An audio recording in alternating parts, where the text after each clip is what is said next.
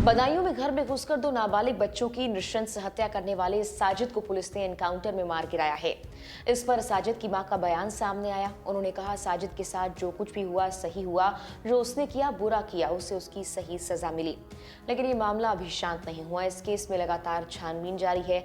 आरोपी जावेद की धरपकड़ के लिए पुलिस की टीमें लगी हुई हैं।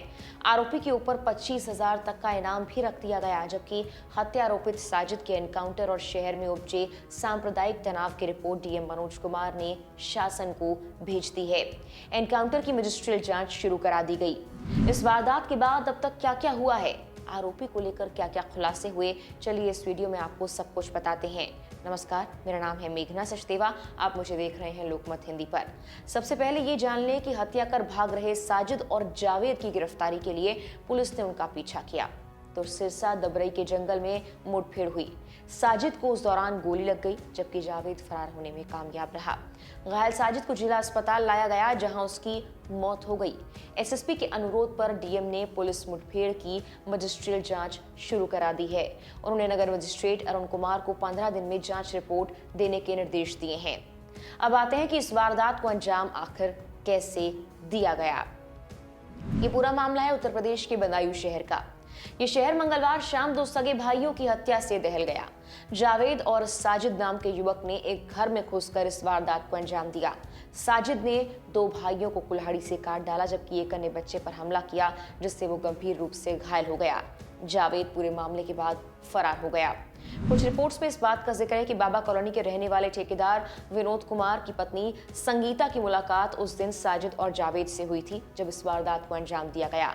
संगीता से अपनी मदद के बहाने साजिद और जावेद ने पैसों की डिमांड की, और जब जावेद को 5,000 रुपए मदद के लिए संगीता ने दिए तो इसी दौरान साजिद ने उसके दो बच्चों को मार दिया।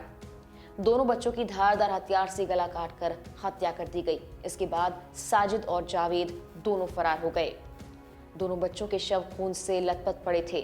पूरे कमरे में खून फैला हुआ था। वहीं एक और बच्चा गंभीर रूप से घायल तड़प रहा था। आनन फानन में कुछ लोग उसे अस्पताल ले गए। बच्चे की मां संगीता जब कमरे में पहुंची तो उसका बुरा हाल हो गया। इस सबके बीच आसपास के लोगों का गुस्सा फूट पड़ा।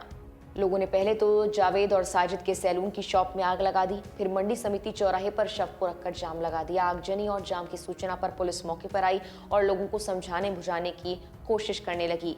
इस बीच डीएम एसएसपी मौके पर आए और परिवार वालों को समझाया। हालांकि परिवार वालों ने डीएम एसएसपी की बात नहीं मानी और कहा कि जिसका एनकाउंटर किया है उसका शव दिखाया जाए। वहीं सीएम योगी ने इस घटना की जानकारी ली, पुलिस अफसरों से बात की, सख्त कार्रवाई के दिशा निर्देश भी दिए गए।